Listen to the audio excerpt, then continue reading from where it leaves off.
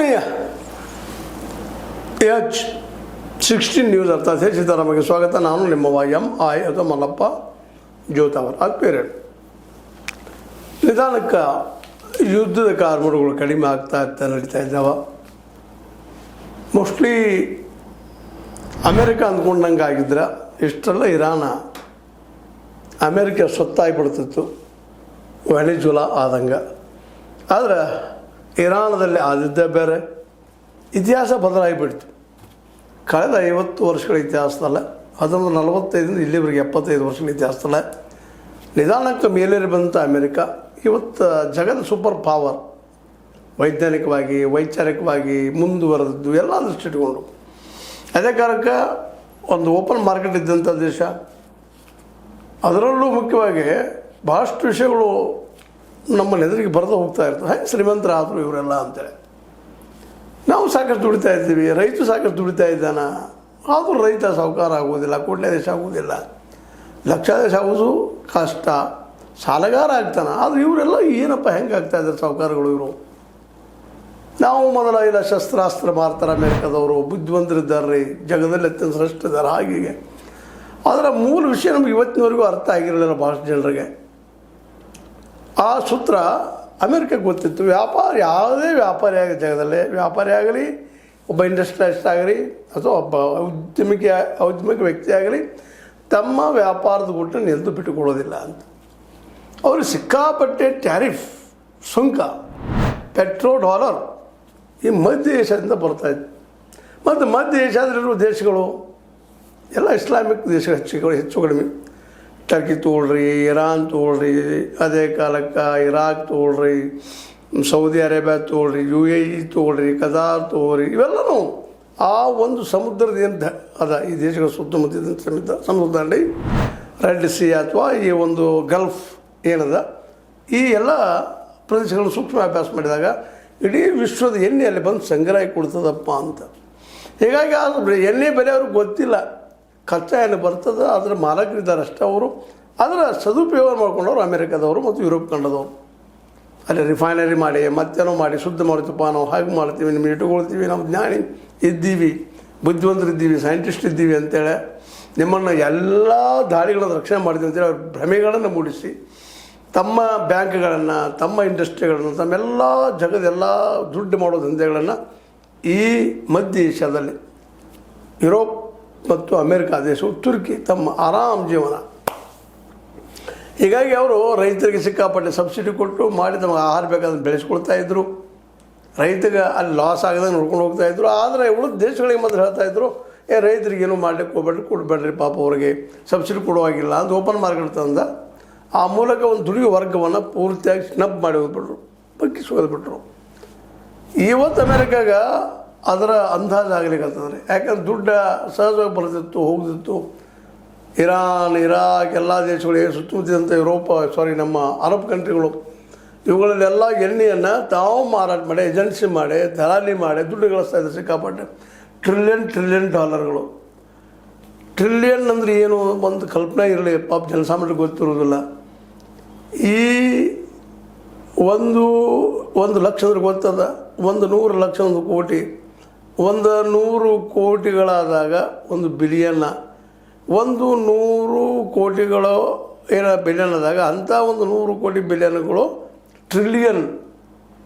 ಹಿಂಗೆ ವರ್ಷಕ್ಕೆ 3-4 ಟ್ರಿಲಿಯನ್ ಅಥವಾ 10 ಟ್ರಿಲಿಯನ್ ಗಳಿಸುವಂಥ ಈ ಯುರೋಪ್ ಮತ್ತು ಅಮೇರಿಕಾ, ಅದರಲ್ಲೂ ಅಮೇರಿಕಾ ಅದರ ರುಚಿ ಎತ್ತಿಬಿಟ್ಟಿದ್ದವ್ರಿಗೆ. ಹುಲಿಗೆ ಮನುಷ್ಯನ ರಕ್ತದ ರುಚಿ ಎತ್ತಿದಂಗೆ. ಹೀಗಾಗಿ ಜಗದಲ್ಲಿದ್ದಂಥ ತೈಲ ಬಾವಿಗಳಿದ್ದಾವೆ, ತೈಲದ ದೇಶಗಳಿದ್ದಾವೆ. ಪಾಪ ಅಲ್ಲೇ ಅವರು ಸಹಜವಾಗಿ ಶ್ರೀಮಂತಿಗೆ ಬಂದು ನೈಸರ್ಗಿಕವಾಗಿ, ಆದರೆ ಅವ್ರಿಗೆ ಆ ಶಕ್ತಿ ಗೊತ್ತಿಲ್ಲ. ನೋಡಿ ನಮ್ಮಲ್ಲಿ ಗಾದೆ ಮಧ್ಯೆ ಹೇಳ್ತಾರೆ ಹಿರಿಯರ, ಮೊದಲ ನಮ್ಮ ಅಜ್ಜಗಳು ಸಣ್ಣಾಗಿದ್ದಾಗ ಕಾಟೇವಾಡ ಕುದುರೆ ಭಾಳ ಪ್ರಸಿದ್ಧ. ಕಾಟೇವಾಡ ಕುದುರೆಗಳು, ಕಾಟೇವಾಡಿಗೆ ಹೋಗಿ ಕುದುರೆ ತರಕ್ಕೆ ಹೋದ್ರೆ, ಇಲ್ಲಿದ್ದ ಈ ಜನರು ಹೋದ್ರೆ ಆಗ ಅಲ್ಲಿ ಕೇಳ್ತಿದ್ರು ಕುದುರೆ ಮಾರೋ, ಗಳಿಸಿದ್ದು ನಿಂದು, ನಿಮ್ಮ ಅಪ್ಪಂದು ಅಥವಾ ನಿಮ್ಮ ಪೂರ್ವಜರದು ಅಂತೇಳಿ. ಸ್ವತಂತ್ರವಾದ ಮೀಡಿಯಾಗೆ ಬೇಕಾಗಿರುವುದು ಸ್ವತಂತ್ರ ಧ್ವನಿ. ಆ ಸ್ವತಂತ್ರ ಧ್ವನಿ ಉಳಿಸಲು ನೀವು ಮಾಡಬೇಕಾದದ್ದು ಇಷ್ಟೇ. ಅದೇನಪ್ಪಾ ಅಂತಂತಂದ್ರೆ, ನಿಮ್ಮ ಕೈಲಾದಷ್ಟು ಸಹಾಯ ಈ ಚಾನಲ್ಗೆ ಮಾಡಿ ಹಾಗೂ ನಿಮ್ಮ ಧ್ವನಿಯನ್ನು ಕಾಪಾಡಿಕೊಳ್ಳಿ. ನಿಂದಲ್ಲಿ ತೋಳಿದ್ರೆ ಹೋಪ ಕುದುರೆ ಅಂತ ಹೇಳ್ತೀರಂತ. ನಮ್ಮ ಅಜ್ಜಂದು ನಮ್ಮ ಅಪ್ಪಂದು ಅಂದ್ರೆ ಆಗ ರೇಟ್ ಹೇಳ್ತೀರಂತ. ಹಂಗೆ ಅವ್ರಿಗೆ ಗೊತ್ತೇ ಇಲ್ಲ ಬೆಲೆ ಇರ್ತದೆ, ಎಣ್ಣೆ ಬೆಲೆ ಗೊತ್ತಿಲ್ಲ ಅಲ್ಲಿ ಲೋಕಲ್ ನಮ್ಮ ಈ ಎಲ್ಲ ದೇಶಗಳಿಗೆ, ವಿಶೇಷ ಎಣ್ಣೆ ದೇಶಗಳೆಲ್ಲ, ಅರಬ್ ಕಂಟ್ರಿಗಳು, ಇಸ್ಲಾಮಿಕ್ ಸ್ಟೇಟ್ಗಳೆಲ್ಲ ಅವು. ಅದನ್ನು ಸರಿಯಾಗಿ ಉಪಯೋಗ ಮಾಡ್ಕೊಳ್ಳೋಂಥ ಅಮೆರಿಕ ಶ್ರೀಮಂತ ಆಗಿಬಿಡುತ್ತೆ. ಇವತ್ತು ಎಲ್ಲ ದೇಶಕ್ಕೆ ಗೊತ್ತಾಗ್ಯದ ಶ್ರೀಮಂತಿಗೆ ಐತಂತೆ. ಇವತ್ತು ಇರಾನಿಗೆ ಗೊತ್ತಾಗ್ಯದ, ಚೀನಾಗೆ ಗೊತ್ತಾಗ್ಯದ. ಚೈನಾನು ಯಾಕೆ ಆಸಕ್ತಿ ಕೊಡ್ತಾ ಇದೆಯಪ್ಪ ಅಂತಂದ್ರೆ ಇರಾನದ 90% ಎಣ್ಣೆ ಎಲ್ಲ ತಾನು ತೊಗೊಂಡೋಗಿಬಿಡ್ತಿರ್ತದೆ ಸ್ವೈ ರೇಟ್ದವ್ರು. ಅದಕ್ಕೆ ಶಸ್ತ್ರಾಸ್ತ್ರ ಕೊಟ್ಟರು ಅವ್ರು, ಶಸ್ತ್ರಾಸ್ತ್ರ ತೋರಿ ಬಡದಾರ ಸಾಯಲ್ ನೀವಲ್ಲ ಅಂತೇಳಿ. ಆ ಒಂದು ಶಸ್ತ್ರಾಸ್ತ್ರ ಕೊಟ್ಟಿದ್ದಕ್ಕೆ ಶಸ್ತ್ರಾಸ್ತ್ರ ತೊಗೊಂಡು ನಿಜವಾಗಿ ಹೋರಾಟ ಮಾಡಿದರು ಇರಾನಿಯನ್ಸ್. ಇರಾನಿಗಳಲ್ಲಿದ್ದಂಥದ್ದು ಸಹಜವಾಗಿ ನಮ್ಮನ್ನು ಉಳಿಸ್ಕೊಳ್ಬೇಕು ಅನ್ನುವಂಥದ್ದು. ಅಮೇರಿಕಾದ ಸೈನ್ಯದಲ್ಲಿ ಇದ್ದಿದ್ದೇನಪ್ಪ ಅಂತ ದುಡ್ಡಿಗಾಗಿ ಬಂದಂಥವ್ರು, ಸಿಕ್ಕಾಪಟ್ಟೆ ಪೇಮೆಂಟು, ಆರಾಮ್ ಬರೋದು, ಟೆಕ್ನಿಕಲ್ ಸೌಂಡ್ ಇದೀವಪ್ಪ ನಾವು, ನಮಗೇನು ಹಾನಿ ಆಗೋದಿಲ್ಲ ಅನ್ನೋಂಥ ಮನೋಸ್ಥಿತಿ. ಆದರೆ ಯಾವಾಗ ಈ ಕ್ಷಿಪಣಿಗಳು ಒಂದ್ರ ಮೇಲೆ ದಾಳಿ ಬಿದ್ದ ಅಮೇರಿಕಾದ ನೆಲೆಗಳನ್ನ ಹಾಳು ಮಾಡಲಿಕ್ಕೆ ಇತ್ತು, ಆಗ ಗೊತ್ತಾಯ್ತು ಅಮೇರಿಕಾದ ವೀಕ್ ಅದಪ್ಪ ಅಂತ. ಅದೇನೋ ಐರನ್ ಟವರ್ ಅದು ಅಂತ ಹೇಳ್ತಾ ಇದ್ರು, ಕಥೆಗಳನ್ನ ಕಟ್ತಾ ಇದ್ರಲ್ಲ. ಇವತ್ತು ದಿವಸ ನಾವು ಕಥೆ ಕೇಳ್ತಾ ಇದ್ದಿದ್ರು ಎಲ್ಲ ಕಥೆಗಳು ವಾಸ್ತವ ಕಥೆ. ಅದನ್ನು ನಿಮಗೆ ಬಿಟ್ಟಿದ್ದು ಕಣ್ಣು ಕಾಣ್ತಾ ಇದ್ದಾವೆ. ಇಸ್ರೇಲ್ ಐರನ್ ಡೋಮ್ ಅದ, ಅಲ್ಲಿ ಬಾಂಬ್ ಬೀಳೋದಿಲ್ಲ, ಏನೂ ಆಗೋದಿಲ್ಲ ಅಂತೇಳಿ. ಆದರೆ ಇವತ್ತು ಇಸ್ರೇಲ್ ವಿಲ ಒದ್ದಾಡ್ಲಿಕ್ಕೆ ಆಗ್ತದೆ. ಆ ರೀತಿಯಾಗಿ ರಷ್ಯಾ ಮತ್ತು ಚೈನಾದ ಟೆಕ್ನಾಲಜಿ ಜೊತೆಗೆ ಧೈರ್ಯ, ಇದು ನಮ್ಮ ಇರಾನದ ಧೈರ್ಯ. ಇರಾನಿಯನ್ಸ್ ಎಲ್ಲ ಬಾಂಬ್ ಕೊಂಡು ಕೊಟ್ಟವ್ರಿಗೆ ಯಾಕೆ ಎಣ್ಣಿತ್ತು ಇವ್ರಿಗೆ. ಇರಾನದಲ್ಲಿ ಎಣ್ಣೆ ಸಿಕ್ಕಾಪಟ್ಟೆ, ಇದು ನಮ್ಮ ಚೈನಾಕ್ಕೆ ಆ ಎಣ್ಣೆ ಬೇಕು ಅವ್ರಿಗೆ, ನಾವು ಇದಕ್ಕಾಗಿ ಆ ಎಣ್ಣೆಯನ್ನು ಹೊಡೆಯೋ ಸಲುವಾಗಿ ಇವ್ರಿಗೆ ಶಸ್ತ್ರಾಸ್ತ್ರ ಕೊಟ್ಟರು, ಒಯ್ಯಿರಿ ನೀವು ಅಂತೇಳಿ. ಇವರು ಒಗೆದಿದ್ದ ಅಮೇರಿಕ ಕಲ್ಪನೆ ಹಿಡಿದು ಮೊಸಾದ್ ಮತ್ತು ಅಲ್ಲಿಯ ಇದು ಏನಪ್ಪ FBI ಆಗಿರ್ಬೋದು, CIA ಆಗಿರ್ಬೋದು, ಇವ್ರು ಗೊತ್ತೇ ಇಲ್ಲ ಹಿಂಗದ ಅಂತೇಳಿ. ಇವರು ಅಲ್ಲೇ ಸುಮ್ಮನೆ ಯಾರು ಶರ್ಟ್ ಹಾಕಿಬಿಟ್ಟು ಹೋಗಿ ಕೊಡೋರು, ಇಲ್ಲಿ ಯುರೇನಿಯಂ ಐತಿ, ಇಲ್ಲಿ ಮತ್ತೊಂದು ಮೂರೊಂದು ಅಂತೇಳಿ. ಅದ್ರ ಒಳಗಿನ ಶಕ್ತಿ ಗೊತ್ತಿಲ್ಲ ಇವ್ರಿಗೆ ಇನ್ನೊಬ್ಬರ ಮೇಲೆ ದಾಳಿ ಮಾಡಿ ಅಷ್ಟೇ ಗೊತ್ತು ಅಮೇರಿಕಾದವ್ರಿಗೆ ಮತ್ತು ಇಸ್ರೇಲ್ದವ್ರಿಗೆ. ಇನ್ನೊಬ್ರು ಅವ್ರ ಮೇಲೆ ದಾಳಿನೇ ಮಾಡಿಲ್ಲ ಇಲ್ಲಿವರೆಗೆ.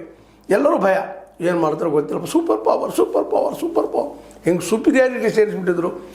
ಆದರೆ ಇರಾನ ಅದ್ರ ಹಿಂದಿದ್ದಂಥ ಚೈನಾ ಶಸ್ತ್ರಾಸ್ತ್ರ ಕೊಟ್ಟಿದ್ದು, ಇರಾನ್ ಹೊಡೆದು ಅದಕ್ಕೂ ಸಿಟ್ಟಿತ್ತು. 50 ವರ್ಷಗಳೇ ಪಾಪ ಕಾಲಿಕ ಇಟ್ಟಿದ್ರು, ನೀ ಅದನ್ನು ಮಾರುವಂಗಿಲ್ಲ, ನಿನ್ನ ನಿಷೇಧ, ನೀವು ಹೊರಗೆ ಬರುವಂಗಿಲ್ಲ, ಯುರೇನಿಯಂ ನಾವು ಕೊಡಬೇಕು, ಬಾಂಬ್ ತಯಾರು ಮಾಡೋಂಗಿಲ್ಲ ಅಂತೇಳಿ ಅವ್ರನ್ನ ಎಚ್ಚರಿಕೆಯಾಗಿ ಸಾಕಷ್ಟು ಗಳಿಸ್ಕೊಂಡಿದ್ರು. ಅದು ಕರ್ಬ್ ಆಯಿಲ್ ಅದ ದ್ವೀಪ, ಸಿಕ್ಕಾಪಟ್ಟೆ ಆಯಿಲ್ ರೀ. ಇನ್ನೊಂದು ಯಾವ್ದು ಹೆಸರು ಗ್ಯಾಸದ್ದು ಆಯಿಲ್ಗಳು, ಅವು ಗ್ಯಾಸ ಅವು ಏನು ಬಂದು ದುಡ್ಡು ಹಂಗೆ ಬರ್ತದೆ ಅವ್ರಿಗೆ. ಹೀಗಾಗಿ ಅದನ್ನು ಬಿಟ್ಟುಕೊಡೋ ಪ್ರಸಂಗ ಬಂತು ಇವತ್ತು ಅಮೇರಿಕದಲ್ಲಾಗ. ಈಗ ಅವ್ರ ದೇಶ ನಮಗೆ ಕೊಟ್ಟು ನಾವು ಏಜೆಂಟ್ ಆಗೋದು, ನಾವು ಅದ್ರ ಮಾಲಕ ಆಗಿಬಿಡೋಣ ಅನ್ನೋ ತಲೆಯಾಗಿ ಸೇರ್ತು ಅವ್ರಿಗೆ. ಹೀಗಾಗಿ ವೆನೆಜುವೆಲಾ ಹಿಡ್ಕೊಂಡ್ರು, ಗ್ರೀನ್ಲ್ಯಾಂಡ್ಗೆ ಬಂದರು, ಅದನ್ನ ಹಿಡ್ಕೊತಾನಂದ್ರು. ಆಗ ನ್ಯಾಟೋದವ್ರು ಓಡಿ ಹೋದ್ರಲ್ಲಿ, ನಮ್ಮದು ಅಂತೇಳಿ. ಅಷ್ಟರೊಳಗೆ ಇವ್ರು ನಮ್ಮದು ಕೂತಿದ್ರು.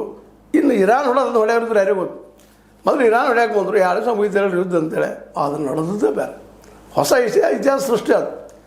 $1 ನಡೆಯುತ್ತೆ ಇವತ್ತು. ಹೊರ್ಮೋಸ್ ಅದು ಇರಾನ್ ಒಪ್ಪಿದಾಗ ಓಪನ್ ಆಗ್ಯದ.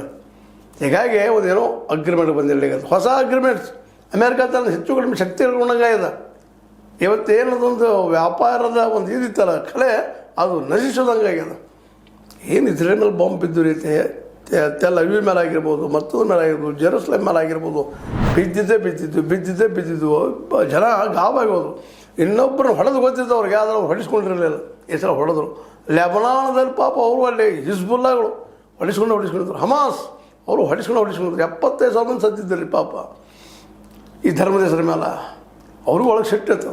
ಎಲ್ಲರೂ ಕುಡ್ಕೊಂಡು ಇರಾನದಲ್ಲಿ ಬಾಂಬ್ ಕೊಟ್ಟ ತಕ್ಷಣ ಚೈನಾದ ಬಾಂಬ್ಗಳು ಒಗದ ಇಡೀ ಆ ಎಲ್ಲ ದೇಶಗಳೆಲ್ಲ ಬೆದರು ಹೋಗ್ಬಿಟ್ಟಿದೆ. ಇವತ್ತು ಇರಾನ್ ಅಂದ್ರೆ ಸಹಿತ ನಿದ್ದೆ ಸಹಿತ ಎದ್ದುಕೊಂಡಿರುವಂಥ ಪ್ರಸಂಗ ಮಾಡಿಬಿಟ್ರು ಇವತ್ತು. ಹೀಗಾಗಿ ಇರಾನದ ಸರ್ಕಾರ ಬದಲಾಗಿತ್ತು, ನಾವು ಹೊಂದಾಣಿಕೆ ಮಾಡ್ಕೊಳಕತ್ತೀವಿ ಅಂತ ನಾಗೈತಾರೆ ಅಮೇರಿಕದವರು. ಸರ್ಕಾರ ಬದಲಾಗಿಲ್ಲ, ಹಿಂದಿನಕ್ಕಿಂತ ಬದಲಂತಿದ್ರು. ಟೆರರಿಸ್ಟ್ ದೇಶಗಳು, ಇಸ್ಲಾಮಿಸ್ಟ್ ದೇಶಗಳು ಅಂತ ಕರಿತಾಯಿದ್ರು. ಇವತ್ತು ಅತ್ಯಧಿಕ ಉಗ್ರ ಇಸ್ಲಾಮಿಸ್ಟ್ ಹುಡುಗರು ಬಂದುಬಿಟ್ಟಿದ್ರಲ್ಲಿ. IRGC ಹೆಸರುಗಳು ನೆನಪು ಬಿಡ್ತಿದೆ. ಅಲ್ಲಿ ಒಂದು ದೊಡ್ಡ ಗುಂಪು ತಯಾರದು. ಅಲ್ಲಿ ಯಾರು ಲೀಡರ್, ಎಲ್ಲರೂ ಲೀಡರ್ನ ಅಲ್ಲಿ. ಅವ್ರು ಎಲ್ಲರೂ ಲೀಡರ್ ಮಾಡ್ಕೊಂಡು ಏನು ಮಾತಾಡ್ತಾರೋ, ಹಿರಿಯರ ಮಾತು ಕೇಳ್ತಾರೋ, ಇಲ್ಲ ನಮ್ಗೆ ಬೇಕಾದ್ರೆ ಕೇಳ್ತಾರೋ, ಬೇಡಾದ್ರೆ ಬಿಡ್ತಾರೋ. ಇವತ್ತು ಅತ್ಯಂತ ಏನಪ್ಪ ಅಂತಂದ್ರೆ ಮೂಲಭೂತವಾಗಿ ದೇಶ ಆಗಿಬಿಟ್ಟೈತೆ ಇವತ್ತು. ಹೀಗಾಗಿ ಅಲ್ಲಿ ಸಹಜವಾಗಿ ಸಿಟ್ಟದ, ರಭಸದ ಮ್ಯಾಲೆ ಬಂದೂಕು ಕೊಡ್ತಾ ಇದ್ದಾರೆ. ಮತ್ತೆ ಬಂದೂಕು ಅಂತ ನೋಡಬೇಕು. ಕ್ಷಿಪಣಿಗಳನ್ನು ಎಂಥದ್ದು ಕ್ಷಿಪಣಿಗಳು ಹೇಳಿಕ್ಕೆ ಸಾಧ್ಯ ಇಲ್ಲ, ಅವೆಲ್ಲ ಕೊಟ್ಟಿದ್ದಾರೆ ಇವತ್ತು. ಅವರು ಒಗದೆ ಇವತ್ತು ಅಮೇರಿಕಾ ತಾನಾಗಿ ಅಗ್ರಿಮೆಂಟ್ ಬಂದದ ಸಾಕು ಪಾಯಿ ಯುದ್ಧ ಯಾಕಂದ್ರೆ ಇನ್ನೊಬ್ರಿಗೆ ಹೊಡೆದು ಗೊತ್ತಿತ್ತು ಅವ್ರಿಗೆ ಹೊಡಿಸ್ಕೊಂಡ್ರು ಸಾಕು ಇನ್ನು ಮಾತು ಮುಂದುವರೆದ ಪೋಲ್ ದಿವಾಳಿ ಹೇಳ್ತೀವಿ ಅನ್ನೋಂಥ ಭಯ. ಜೊತೆಗೆ ಈಗಾಗಲೇ ಹೆಚ್ಚು ಕಡಿಮೆ ಈ ಅರೇಬಿಯನ್ ದೇಶಗಳೇನಿದಲ್ಲ ಹೆಚ್ಚು ಕಡಿಮೆ ಅವೆಲ್ಲ ಇರಾನ್ ಮತ್ತು ಚೈನಾ ಕಡೆ ಹೊರಡುವಂಥದ್ದು. ಜೊತೆಗೆ ಯುರೋಪ್ ಸಹಿತ ಚೈನಾ ದೋಸ್ತಿ ಮಾಡಲಿಕ್ಕೆ ಮುಂದುವರೆದ. ಹೀಗಾಗಿ ಇಡೀ ವಿಶ್ವದಲ್ಲೇ ಅಮೇರಿಕ ಏಕಾಂಗಿ, ಇಸ್ರೇಲ್ ಏಕಾಂಗಿ, ಎಲ್ಲ ನೆಲೆಗಟ್ಟಲ್ಲಿ ಮತ್ತೆ ಮರಳಿ ಪೀಡಿಸುವಾಗ ಜಗಳ ಬೇಡಪ್ಪ ಅಂತ ತಾನ ಮುಂದೆ ಬಂದ ಹೊಂದಾಣಿಕೆ ಮಾಡಿಕೊಂಡು ಈಗ ಒಂದೇನು ಘೋಷಣೆ ಮಾಡ್ಕೊಂಡು ಬಿಡೋಣಪ್ಪ ನಾವು ನೀವು ದೋಸ್ತಿಯಾಗಿರೋಣ ಅನ್ನೋಂಗೆ ಟ್ರಂಪ್ ಅವ್ರು ಬಂದಾರ. ಇದು ಒಂದು ರೀತಿಯಿಂದ ಇರಾನಕ್ಕೆ ಓಪನ್ ಆಗಿ ಕಾಣುವಂಥ ಜಯ ಅಂತ ಹೇಳ್ಬೇಕಾಗಿದೆ. ಏನೋ ಆಗಲಿ ಒಂದು ಡಿಸ್ಕಷನ್ ನಡೆದ ದೇಶದಲ್ಲಿ ಒಂದಾಗಬಹುದು, ಮುಗಿಬೋದು ಯುದ್ಧ ಅಂತ ಅನಿಸ್ತದೆ. ಆದರೂ ಇಸ್ರೇಲ್ ಕೆಲವೊಮ್ಮೆ ಏನೋ ಬಾಂಬ್ ಮುಗಿಯುವಂಥ ಕೆಲಸ ಮಾಡ್ತಿರ್ತದೆ. ಆದರೆ ಈ ಸಲ ಇನ್ನು ಮಾಡಿದರೆ ಮೋಸ್ಟ್ಲಿ ಇಸ್ರೇಲ್ ಎಲ್ಲಿತ್ತು ಅಂತ ಹುಡುಕುವಂಥ ಪ್ರಸಂಗ ಇತಿಹಾಸ ಪುಟದಲ್ಲಿ ಬರಬಹುದೇನೋ ಅಂಥೇಳಿ ಇವತ್ತಿನ ಯುದ್ಧ ತಜ್ಞರು ಹೇಳ್ತಾ ಇದ್ದಾರೆ. ಯಾಕಂದ್ರೆ ಅಂಥ ಶಸ್ತ್ರಾಸ್ತ್ರಗಳನ್ನು ನಮ್ಮ ಚೈನಾ ಕೊಡ್ತಾ ಇದೆ, ಅದನ್ನು ಇರಾನ್ ಬಳಸ್ತಾ ಇದೆ. ಈಗ ಅವ್ರ ಜೊತೆಗೆ ರಷ್ಯಾ ಒಂದು ಕುಡ್ಕೊಂಡದ. ಹೀಗಾಗಿ ಈ ಯುದ್ಧ ಅಮೇರಿಕೆಯನ್ನು ಮುದ್ದೆ ಮಾಡಿತು ಅನ್ನೋದ್ರಲ್ಲಿ ಎರಡು ಮಾತಿಲ್ಲ. ಇದು ನಿಮ್ಮ ಲೈಕ್ ಆಗಿರ್ಬೋದು, ಲೈಕ್ ಮಾಡಿ ಶೇರ್ ಮಾಡಿ ಕಾಮೆಂಟ್ ಮಾಡಿರಿ. ಜೊತೆಗೆ ಸಬ್ಸ್ಕ್ರೈಬ್ ಮಾಡಿರಿ. S16 ನ್ಯೂಸ್ ಅರ್ಥ ಇದು ಸತ್ಯದ ಕೈಗನ್ನಡಿ ವಂದನೆಗಳು.